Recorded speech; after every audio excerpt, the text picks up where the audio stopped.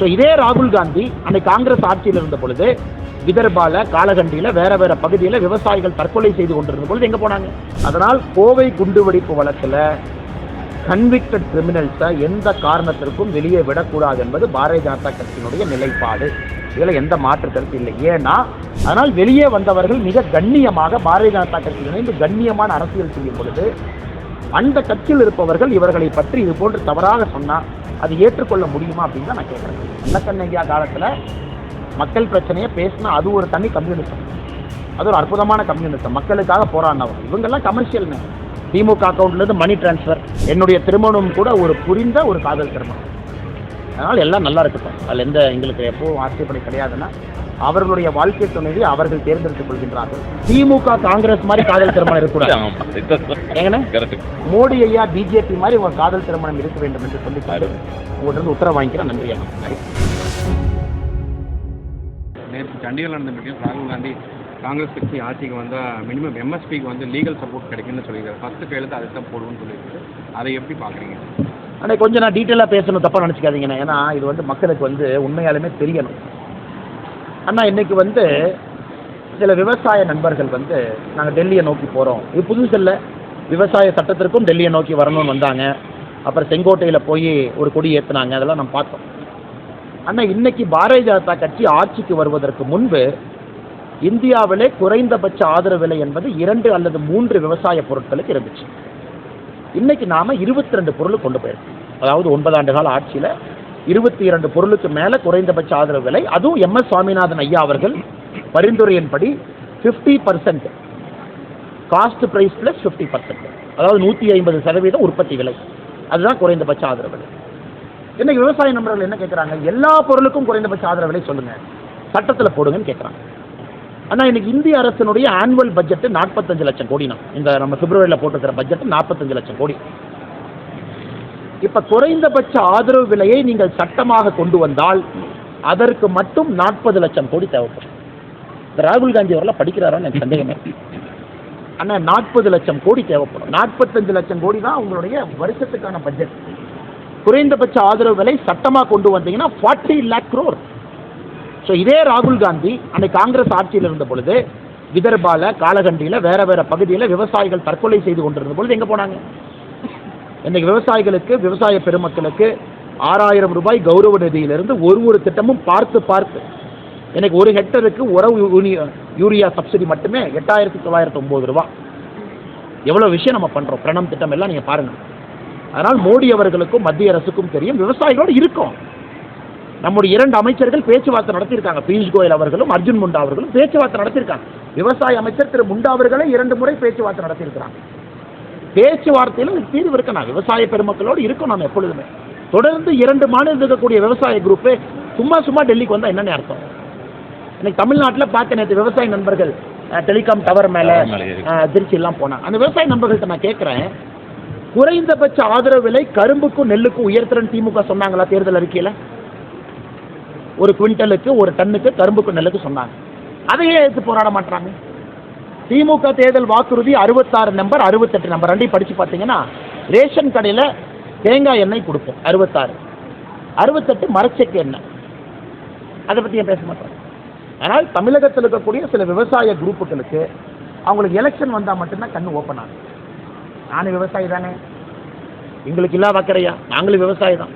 சும்மா அந்த விவசாய நண்பர்கள் இப்போ கிளம்பி வந்து நான் டவர் மேலே ஏறுறேன், நான் வந்து திருச்சியில் ரோட்டை பிளாக் பண்ணுவேன், நான் வந்து அப்படி பண்ணுறேன்னா, நீங்கள் உண்மையாலுமே விவசாயிகள் மீது அக்கறை இருந்தால் கல்லுக்கடையை திறப்போம். திமுக தேர்தல் வாக்குறுதி 66 68 செயல்படுத்த வைப்போம். திமுக தன்னுடைய தேர்தல் வாக்குறுதி சொன்ன குறைந்தபட்ச ஆதரவு விலை கரும்புக்கும் நெல்லுக்கும் உயர்த்துவோம். அதை பற்றி பேச மாட்டீங்க. ஆனால் இவர்கள் ஹரியானா டெல்லியில் நடக்கிற போராட்டத்துக்கு இங்கிருந்து ஆதரவு கொடுப்பேன்னு சொல்கிறது ஏற்றுக்கொள்ள முடியாது. அதனால் சகோதர சகோதரிகளுக்கு நம்முடைய நண்பர்கள் புரிந்து கொள்ள வேண்டும், 40 லட்சம் கோடி பட்ஜெட்டில் இருக்கிற 45 லட்சம் கோடியில் 40 லட்சம் கோடி விவசாய பெருமக்களுக்கு குறைந்தபட்ச ஆதரவு விலைக்கு சட்டமாக நீங்கள் இயற்றிவிட்டால் எப்படி இந்த நாடு வளர்ச்சி பாதையில் போகும்? விவசாயிகளும் வேண்டும், விவசாயிகள் தான் ஃபஸ்ட்டு, தொழிற்சாலைகளும் வேண்டும், ரோடு வேண்டும், ஹாஸ்பிட்டலும் வேணும், சுகாதாரம் எல்லாம் வேணும். அதனால் நாங்கள் அவர்களோடு இருக்கின்றோம். மார்க்கெட் இன்டர்வென்ஷன் பண்ணுறோம் அப்படிங்கிறோம். எக்ஸ்போர்ட்டு, இம்போர்ட் டியூட்டி அதெல்லாம் சரி பண்ணி கொடுக்குறோம். சின்ன வெங்காயத்துக்கு வந்து ஏற்றுமதி தடை வேணுமா, இறக்குமதி பண்ணணுமா, எல்லாம் பண்ணுறோம். உங்களுக்கு எந்த காலகட்டத்தில் ஒரு விவசாய பொருளுக்கு பிரச்சனை இருக்கோ அப்பப்போ மத்திய அரசு சால்வ் பண்ணி கொடுக்குறோம். அதே நேரத்தில் சட்டமாக இயற்றுவது என்பது இயலாது என்பதை விவசாய நண்பர்களுக்கு நம்முடைய அமைச்சர்கள் அவர்கள், அமைச்சர் பெருமக்கள் பொறுமையாக அமர்ந்து பேசுகிறாங்க. ஆனால் உள்ள பாலிடிக்ஸ் வந்தால் எப்படின்னு சம்மந்தமே இல்லாத ராகுல் காந்தி எங்கேயோ இருந்து ஜம்ப் பண்ணிக்கிறாங்க. 40 லட்சம் கோடிக்கு நான் கையெழுத்து போடுவேன். அண்ணே, ஆட்சிக்கு வராதவங்க என்ன வேணாலும் சொல்லானே, ஆட்சிக்கு வரப்போகிற நாம ஒரு வார்த்தை சொல்லும் பொழுது அளந்து பேசணுமில்லண்ணே. ராகுல் காந்தி அவர்கள் அடுத்த 60 நாளைக்கு என்ன வேணாலும் பேசுவார். ஆனால் ஆட்சியில் நாம் இருக்கோம், ஆட்சியில் நாம் இருக்க போகிறோம். அப்படி இருக்கும் பொழுது திமுக காங்கிரஸ் மாதிரி பொய்யான வாக்குறுதி நம்ம கொடுக்க போகிறதில்லை. என்ன முடியுமோ அதை மட்டும்தான் சொல்லுவோம். அதை எப்படி செயல்படுத்துவோம் என்பதையும் சொல்லுவோம். இதை நம்முடைய தமிழகத்தில் இருக்கக்கூடிய பெருமக்கள் இதை உணர்ந்து கொள்ள வேண்டும். குறைந்தபட்ச ஆதரவு விலை சட்டமாக கொண்டு வந்தால் 40 லட்சம் கோடி தேவைப்படும். மத்திய அரசினுடைய பட்ஜெட்டே அப்போ வரி போடலாமாண்ணே? வரி போடுவோமா? 40 லட்சம் கோடி எப்படி வருது? வரியும் போடக்கூடாது, நமக்கு பிரச்சனை. வரியும் போடக்கூடாது, வர்ற வரியில் பட்ஜெட்டை பேலன்ஸ் பண்ணணும். ஃபிஸ்கல் டெபிசிட்டு 3.6-4 தாண்டக்கூடாது, அதுக்குள்ளே வரியை போடணும். பணவீக்கம் அதிகமாகக்கூடாது, இன்ஃப்ளேஷனை கண்ட்ரோலில் வைக்கணும். எப்படிங்க என்ன முடியும்? அதனால் விவசாய பெருமக்களும் பெருந்தன்மையான விவசாய பெருமக்களுக்கு எங்களுடைய வேண்டுகோள், 2 கரம் கூப்பி வேண்டுகோள், பெருந்தன்மையாக நீங்கள் நாட்டை பார்க்கணும். எல்லா மக்களும் நன்றாக இருக்க வேண்டும். திரும்ப நம்ம டிராக்டர் எடுத்துகிட்டு போகிறது, டெல்லியை சுற்றி அடைச்சி வைக்கிறது, டென்ட் போட்டு அங்கேயே தங்குறது, இது எத்தனை பேர்த்துக்கு தொந்தரவுண்ணே? எத்தனை பேர்த்துக்கு தொந்தரவு? இவர் கேட்டாரு, இவர் கேட்டாங்க வரணும். கோவை குண்டுவெடி சம்பவம் நடந்து 26வது புத்தாண்டு. ஆமாங்கண்ணே. நிலைமையில் வந்து அந்த மாதிரி தீவிரவாத செயல்களில் ஈடுபட்ட கைதிகளை வந்து விடுவிக்கணும்னு சொல்லிட்டு திமுக உட்பட எதிர்க்கட்சிகள் எல்லாமே. ஆனால் பிப்ரவரி 14, 1998 குண்டுவெடிப்பு கோயம்புத்தூரில் நீங்கள் யாரும் மறக்க மாட்டீங்கன்னா, தமிழ்நாடு ஃபுல்லாக பத்திரிகை நண்பர்கள் வேறு மாதிரி கேள்வி கேட்டாலும் கூட கோயம்புத்தூரை பொறுத்தவரை உங்களுக்கு தெரியும். ஏன்னா நீங்கள் அதை உணர்ந்தவங்க. இது வந்து லிவ்டு எக்ஸ்பீரியன்ஸ், லிவ்டு ரியாலிட்டியான. அன்றைக்கி வந்து 50 பேர் 68 பேர் இறந்தாங்க. 57 பேர் உடனடியாக இறந்துட்டாங்க. 250 பேர்த்துக்கு மேலே காயப்பட்டாங்க, பாதிக்கப்பட்டாங்க. அது வந்து 2009 திமுக ஆட்சியில் இருந்த பொழுது 9 பேர்த்த விடுதலை பண்ணாங்க. இன்னைக்கு 16 பேர்த்த விடுதலை செய்ய வேண்டும் என்று திமுக கங்கணம் கட்டி கொண்டு சுற்றுறாங்க. அதுவும் குறிப்பாக 2021 பிறகு ஒரு நீதியரசர் கமிஷனை போட்டு கமிஷன் சொல்லிட்டாங்க, அதனால் விடுதலை பண்ணுறோம். ஆனால் அக்டோபர் 2023 சுப்ரீம் கோர்ட் சொன்னாங்க இவர்களுக்கு பெயில் கிடையாது, இது கிரேவஸ்ட் ஆஃப் கிரேவ் அஃபென்ஸ் சொன்னாங்க. அதன் பிறகு அந்த முக்கிய குற்றவாளி ஒருவர் பெயிலில் போய் மறுபடியும் பெயில் எக்ஸ்டென்ஷனில் இருக்காங்க. அதனால் கோவை குண்டுவெடிப்பு வழக்கில் கன்விக்டட் கிரிமினல்ஸை எந்த காரணத்திற்கும் வெளியே விடக்கூடாது என்பது பாரதிய ஜனதா கட்சியினுடைய நிலைப்பாடு. இதில் எந்த மாற்று கருத்து இல்லை. ஏன்னா கோயம்புத்தூருக்கு வந்திருக்கக்கூடிய அபாயம், ஏன்னா 3 நாளைக்கு முன்னாடி தானே என்னையே 5வது ரைடு பண்ணுறான். Arabic college, Madras Arabic college, Coimbatore Arabic காலேஜெலாம் ரைடு பண்ணி இன்னொரு 4 பேர்த்த கைது பண்ணுறாங்க. சார்ஜ் ஷீட் 3 போட்டிருக்காங்க. தொடர்ந்து நடந்துக்கிட்டே இருக்குது. கோயம்புத்தூரை பொறுத்தவரை இன்னும் அபாயத்திலிருந்து தப்பிக்கலை. ஆனால் சில அரசியல்வாதிகள் வாக்கு வங்கிக்காக என்ன வேணாலும் செய்யலான்னு செய்கிறாங்க. இதை நாங்கள் கடுமையாக எதிர்க்கின்றோம். இன்னைக்கு சாயந்தரம் ஆர்எஸ்புரத்தில் இதை பற்றி இன்னும் விலாவரியாக நாங்கள் பேச போகிறோம். எம்ஜிஆரை பார்ப்பது போல அமைச்சர் உதயநிதியை வந்து மக்கள் பார்க்கிறார்கள். எம்ஜிஆர் ஐயாவை போஸ்டரில் பார்க்குற மாதிரி இருக்கு. எம்ஜிஆர் ஐயா வந்து போஸ்டரில் பார்க்குற மாதிரி, எம்ஜிஆர் ஐயா வந்து புரட்சி தலைவர் ஐயாவை போஸ்டரில் பார்த்தா எப்படி இருக்கும் அது போல் பார்த்தா இருக்கு. ஆனால் இன்றைக்கி எப்படி ஆகி போச்சுனானே, இந்த கொத்தடிமைகளுடைய கூட்டம் ரொம்ப அதிகமாகி போச்சு. 80 வயசு ஆச்சு, 82 வயசு ஆச்சு. அரசியல் இருக்க வேண்டிய ஒரு மூத்த தலைவராக இருக்கக்கூடியவர்கள். ஒருத்தர் கோயம்புத்தூரில் சொல்கிறாரு உற்சவர் மூலவர்ங்க பார்த்தீங்களா? அதாவது ஸ்டாலின் ஐயா வந்து மூலவர். ஆமாம், இவர் வந்து உற்சவர்னு என்ன அர்த்தம்? ஸ்டாலின் ஐயா ரூமில் போட்டு அடைச்சி வச்சுட்டு 2024 கழித்து விட்டுட்டு அடுத்து உதயநிதி வாழ்க நாமம் போட்டு அப்படியே கூட ஒட்டிக்கிட்டா நம்ம வளர்ந்துடலாம் அப்படின்னு ஒரு குரூப் கிளம்பியிருக்கு. அதனால் இது எல்லாமே தமிழகத்தில் எப்படி இருக்குனாங்கன்னா, இந்த கொத்தடிமைகள் வந்து இன்னைக்கு ஜால்ரா கோஷ்டிகளாக மாறி இருக்கிறாங்க. எம்ஜிஆரை பார்த்தோம். ஆனால் எம்ஜிஆர் அவர்கள் தனித்தன்மை என்னன்னா, புரட்சி தலைவர் அவர் கீழிருந்து வந்து கடினமாக உழைச்சி சினிமா துறையில் கால் பதிச்சு ஒரு தனித்தன்மையாக விளங்கி மக்களுடைய அன்புக்கெல்லாம் கட்டுப்பட்டு அரசியலுக்கு வந்து இவங்க எம்ஜிஆரை பார்க்குற மாதிரி இருக்குன்னா, எம்ஜிஆர் ஐயா அவர்களை எவ்வளவு கேவலமாக அவங்க பேசியிருப்பாங்க அரசியல் இருக்கும்போது. அதன் பிறகு தனிப்பெரும் தலைவராக உருவாக்கி மக்களுடைய மனதை வென்றவர். இன்னைக்கு உதயநிதி ஸ்டாலின் அவர்களுடைய சாதனை என்ன? கோபாலபுரத்தில் பிறந்து ஏதோ ஒரு ஃபேமிலி கோட்டால் ஒரு காலேஜில் படித்து, அதன் பிறகு ஃபேமிலி கோட்டால் சினிமாவில் நடிக்க போய், அதன் பிறகு ஃபேமிலி கோட்டால் ரெட் ஜெயின் மூவி ஆரம்பித்து, அதன் பிறகு ஃபேமிலி கோட்டால் ஒரு சீட்டில் ஜெயிச்சு, அதன் பிறகு ஃபேமிலி கோட்டால் மந்திரி ஆகி, ஏதாச்சும் 1% கம்பேரிசன் இருக்காங்க? 1% கூட கம்பேரிசன் இல்லை. அதனால் நீங்கள் எம்ஜிஆர் ஐயாவை போஸ்டரில் பார்த்து ரசித்த மாதிரி உதயநிதி ஸ்டாலின் அவங்களும் அந்த கொத்தடிமைகள் கூட்டம் ரசிச்சுக்கிட்டு. மற்றபடி எந்த அளவுக்கு தமிழகத்தில் கொத்தடிமைகள் கூட்டத்தினுடைய ஜால்ரா அதிகமாக இருக்கிறது என்பது கடந்த 2 நாட்களாக உற்சவர் மூலவர் எம்ஜிஆர் ஐயாவையும் உதயநிதி ஸ்டாலின் அவங்க கம்பேரிசன்லாம் இன்னைக்கு வந்து எங்கேயோ தாண்டி போயிட்டு இருக்கு. ஏங்க தலைவா நீங்கள் வேற இருக்கிற வேலையை செய்ய முடியாமல் சொல்லிட்டு இருக்கோம். இன்னைக்கு கட்சி எனக்கு கொடுத்துருக்கக்கூடிய பணி, எல்லா இடத்துக்கும் போங்க, பிரச்சாரம் பண்ணுங்க, கட்சியை தயார் பண்ணுங்க, இதை மட்டும்தான் செய்து கொண்டிருக்கின்றேன். வேறு எதுவும் என்னுடைய இதில் இல்லை. அதே நேரத்தில் கோயம்புத்தூரில் எவ்வளோ தலைவர்கள் இருக்காங்க, நல்ல தலைவர்கள், போட்டி போட்டு மக்களுக்கு இங்கே பணி செய்வதற்கு எத்தனை பேர் காத்திருக்கிறாங்க, உழைப்பை போடுவதற்கு காத்திருக்கிறாங்க, சேவை செய்வதற்கு காத்திருக்கிறாங்க. அதனால் நீங்கள் பாருங்கள், நல்ல வேட்பாளர்களை கொடுக்குறோம். மக்கள் நல்ல வேட்பாளர்களுக்கு ஆதரவு கொடுப்பாங்க, மோடி ஐயாவுக்கு ஆதரவு கொடுப்பாங்க. பின்னால் இருந்து வேலை செய்வதற்கு நான் எப்பொழுதும் தயாராக இருக்கிறேன், சேவகனாக இருக்கிறேன். அதுக்கப்புறம் கட்சியினுடைய முடிவெல்லாம் எக்ஸ்தலத்தில் வீடியோ பதிவிட்டதற்காக எக்ஸ்தலத்தில் கவர்னர் வீடியோ பதிவிட்டதற்காக நேற்று அசம்பிளியில் அப்பா என்ன சொல்லியிருக்குன்னா உரிமை மீறல் வந்து பரிசீலனை இருக்குன்னு சொல்லியிருக்காரு. காங்கிரஸ் எப்படி அது உரிமை மீறலான?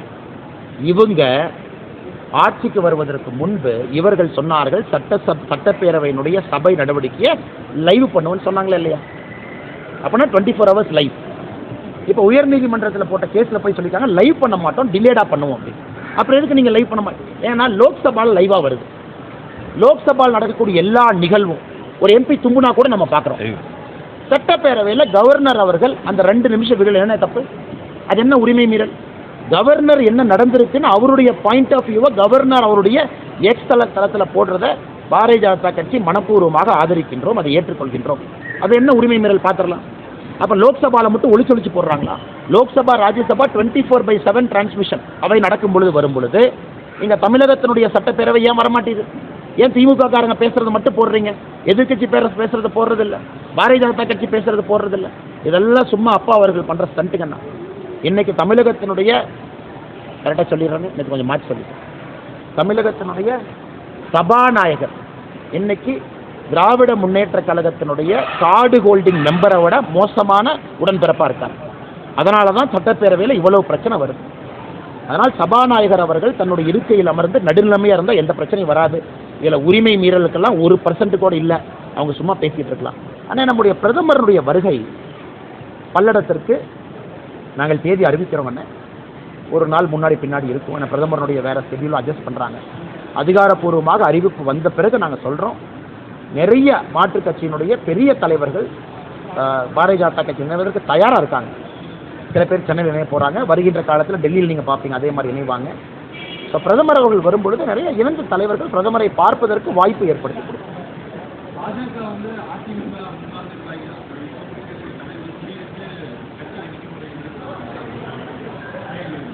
அண்ணே நாங்கள் யாரையும் ஃபோன் பண்ணி வாங்கன்னு கூப்பிடலண்ணே. விருப்பப்பட்டு யாரெல்லாம் வருகின்றார்களோ பாரதிய ஜனதா கட்சியில் நினச்சிக்கிறோம். இவங்க என்ன சொல்கிறாங்க, பாரதிய ஜனதா கட்சி வளரல, யாருமே சேரலிங்கிறாங்க. இப்போ பாரதிய ஜனதா கட்சி வளருது சேர்றாங்க, என்ன சொல்கிறாங்க, எங்கள் கட்சியிலேருந்து தூக்குறீங்கிறாங்க. ஆனால் நாங்கள் எந்த கட்சிக்கும் எதிரில்லை. முதல்ல இருந்து நான் சொல்கிறேனே, பாரதிய ஜனதா கட்சி தனித்தன்மையோடு வளர வேண்டும் என்பது எங்களுடைய இலக்கு. ஒரு கட்சியை வீக்கன் பண்ணி ஒரு கட்சியை உடைச்சி நான் 2.5 வருஷமாக சொல்லிட்டு இருக்கேன். அந்த வேலைக்கெல்லாம் பாரதிய ஜனதா கட்சி எப்பொழுதும் போகாது. உண்மையை சொல்ல வேண்டும் என்றால் அடுத்து இணையக்கூடிய பட்டியல் இந்த முதல் பட்டியலில் யார் இணைஞ்சாங்களோ இதை விட அதிகமாக இருக்கும். வருகின்ற காலத்தில் விரைவில் பார்ப்போம். அவங்க தலைவர் வயசு என்ன? எஸ்டி வேலுமணி என்ன? சில பேர்த்தோட நாமம் வாழ்க, அவர் வாழ்க, இவர் வாழ்க, அடுத்த முதலமைச்சர் வாழ்க, வருங்கால முதலமைச்சர்ங்கிறாலே வயசு என்னன்னு என்னை பற்றி எல்லாம் திட்டி பேசுகிறாங்கல்ல. திண்டுக்கல் சீனிவாசன் வயசு என்னன்னு என்ன? அவங்க கட்சியில் இருக்கிற தலைவரையே வேலுமணி எனக்கு எவ்வளோப்படுத்துன்னு முடிவு பண்ணிட்டாரா? அவருக்கு என்ன இபிஎஸ் அண்ணன் மேலே கோவமா? அவங்களாம் 18 வயசு இளைஞர்களா? பாரதிய ஜனதா கட்சியில் யார் இணைந்திருக்கின்றார்களோ அவர்களுடைய வயது அவர்கள் கட்சியில் இருக்கக்கூடிய பொதுச் செயலாளரை விட 90% வயது குறைவு. அதனால் அவர்கள் கட்சியில் இருக்கக்கூடிய தலைவர்களே இந்த அளவுக்கு அவங்க அசிங்கப்படுத்துகிறாங்கன்னா உள்ள எந்த அளவுக்கு அசிங்கப்படுத்தியிருப்பாங்கன்னு தான் அவங்க வந்திருக்காங்க. அதனால் ஒரு கண்ணாடி கூண்டுக்குள்ளே உட்கார்ந்துக்கிட்டு கல் எடுத்து வெளியே எறியக்கூடாது. அவர்களுடைய கண்ணாடி கூண்டு தான் முதல்ல உடையில. வேலுமணி அண்ணன் மீது எனக்கு தனிப்பட்ட விதத்தில் ஒரு மரியாதை இருக்குது. ஆனால் அவங்க கட்சியிலேருந்து இணைஞ்சவங்களை நான் இணைஞ்சவங்க யாரையுமே ஏடிஎம்கேவை பற்றி கிரிட்டிசைஸ் பண்ண விடலையேண்ணா. எங்களுடைய தனித்தன்மை என்னன்னா ஒருத்தவங்க கட்சியில் இணைகிறாங்கன்னா அவங்க வந்த கட்சியிலேருந்து யாரையும் கிரிட்டிசைஸ் பண்ணி நாங்கள் அனுமதி கொடுப்பது கிடையாது. அது உங்களுடைய கடந்த காலம் நீங்கள் ட்ராவல் பண்ணியிருக்கீங்க. பாரதிய ஜனதா கட்சிக்கு வந்திருக்கீங்க. அவங்க 18 பேர்த்தில் ப்ரெஸ் மீட்டில் உட்கார வச்சு ஏடிஎம்கே திட்டுங்கன்னு யாராவது சொன்னோமா? இதே பாரதிய ஜனதா கட்சியிலேருந்து யாராச்சும் போய் சேர்ந்தாங்கன்னா அவங்கள போய் உட்கார வச்சு அவங்க பக்கத்தில் 2 பேர் உட்கார்ந்து பூச்செண்டு கொடுத்து அண்ணாமலை இப்படி திட்டுன்னு எழுதி கொடுத்து அதை எப்பொழுதும் நான் செய்ய மாட்டேன். ஏன்னா அந்த கட்சியில் பயணம் பண்ணி ஒரு வெளியே வந்து அந்த கட்சியை நம்ம திட்டினோம்னா நம்ம கட்சியில் எப்படி இருப்பாங்க? அது என்னுடைய கொள்கை. அதனால் வெளியே வந்தவர்கள் மிக கண்ணியமாக பாரதிய ஜனதா கட்சியில் இணைந்து கண்ணியமான அரசியல் செய்யும் பொழுது அந்த கட்சியில் இருப்பவர்கள் இவர்களை பற்றி இது போன்று தவறாக சொன்னால் அது ஏற்றுக்கொள்ள முடியுமா அப்படின்னு தான் நான் கேட்குறேன். அண்ணா, இது ரொம்ப கடுமையான கண்டனங்கள். ஏன்னா கேரள அரசு வந்து ரொம்ப நாளைக்கு முன்னாடியே நம்ம குறைக்க போகிறோன்னு ஒரு வார்னிங் கொடுத்துட்டாங்க. அதன் பிறகு குறைச்சாச்சு. இன்னைக்கு 2 ரூமர் ஓடிட்டு இருக்கு. ஒன்று, கேரள அரசு கொடுக்க வேண்டிய பணத்தை அவங்க கொடுத்தாங்களா கார்பரேஷன்லேருந்து? கேள்வி நம்பர் 1 எனக்கு தெரியாது. பத்திரிகை நண்பர்கள் நீங்கள் தான் சொல்லணும். 2வது, ஆங்கிலேயர்கள் காலத்தில் பல காலத்தில் எப்போதும் பிரச்சனை இல்லாமல் திருவாணிக்கு வந்த தண்ணி இன்னைக்கு ஏன் வரல திருவாணியிலிருந்து? 3வது, கேரளா திருவாணி பகுதியில் செக் டேம் கட்டுறதுக்கான நடவடிக்கை பல ஆண்டு காலமாகவே பேசிகிட்டு இருக்காங்க, எடுத்திருக்காங்க. அதை பற்றி தமிழக அரசு வாய் திறக்காதது எதற்காக? இவர்களை பொறுத்தவரை பார்டரில் இருக்கக்கூடிய பகுதிகள் இன்ட்ரெஸ்ட்லாம் சாக்ரிஃபைஸ் பண்ணுறாங்க. கம்பம் போங்க, மதுரை பக்கம் போங்க, முல்லை பெரியாறு பிரச்சனை, இங்கே வாங்க திருவாணி பிரச்சனை, அதே போல் தூத்துக்குடி திருநெல்வேலி கீழே போங்க அங்கேயும் பிரச்சனை. ஸோ எல்லா இடத்திலும் கூட ஒரு இந்தி கூட்டணி இருக்க வேண்டும். அதற்காக கஷ்டமான கேள்வியை நாங்கள் கம்யூனிஸ்ட்டை பார்த்து கேட்க மாட்டோம் அப்படிங்கிறாங்க. சஃபர் ஆக போகிறது கேரளா மக்கள். அதெல்லாம் இந்த பாராளுமன்ற தேர்தலில் ரிஃப்ளெக்ட் ஆகும். மக்களுக்கு இது போன்ற ஒரு அரசு வேண்டாம் என்பதிலே தெளிவாக இருக்கின்றார்கள். அதனால் எங்களுடைய கடுமையான கண்டனங்கள். கேரள அரசுக்கு நிறுத்துவதற்கு எந்தவித அருகதையும் கிடையாது. தொடர்ந்து தண்ணி கொடுக்கணும். அதான் எங்களுடைய நிலை. எதுவும் பேச மாட்டாங்கன்னா எதுக்குன்னே பேசுவாங்க? இங்க இருக்க கம்யூனிஸ்ட் கட்சி எதுக்குன்னே பேசும்? அவங்க எதுக்குன்னே பேசுவாங்க? கம்யூனிஸ்ட் கட்சி 2 சீட்டை 3 சீட் ஆக்கலாமா? இப்போ கோயம்புத்தூர் சீட்டே கம்யூனிஸ்ட் கிடைக்குமான்னு தெரியல. அதனால் அவங்க இந்த நேரத்தில் எழுத்து பேசி அந்த சீட்டு கிடைக்காம போயிடுச்சுன்னா அவங்களுக்கு இருக்கிறதே கோயம்புத்தூர், திருப்பூர், நாகப்பட்டினம், மதுரை எழுத்து பேசி 4 போயிடுச்சுன்னா என்ன பண்ணுறாங்க? கம்யூனிஸ்ட் கட்சி எழுத்து பேசுவதற்கெல்லாம் வாய்ப்பே இல்லைன்னு. நீங்கள் கம்யூனிஸ்ட் கட்சி மக்கள் பிரச்சனையெல்லாம் பேசி அதெல்லாம் 30 வருஷத்துக்கு முன்னாடி, அதெல்லாம் நல்ல கண்ணையா இருக்கும்போது, நல்ல கண்ணையா காலத்தில் மக்கள் பிரச்சனையை பேசினா அது ஒரு தனி கம்யூனிசம். அது ஒரு அற்புதமான கம்யூனிசம். மக்களுக்காக போராடினவங்க. இவங்கெல்லாம் கமர்ஷியல்னு திமுக அக்கௌண்ட்லேருந்து மணி டிரான்ஸ்ஃபர் ஏங்கண்ணே, அப்புறம் எலெக்ஷன் டைமில் சீட்டு பேரம். அதனால் இவர்கள் வந்து சிறுபான்மை பிரச்சனையை பேசுவாங்கன்னு எதிர்பார்ப்பது நம்முடைய தவறுங்க.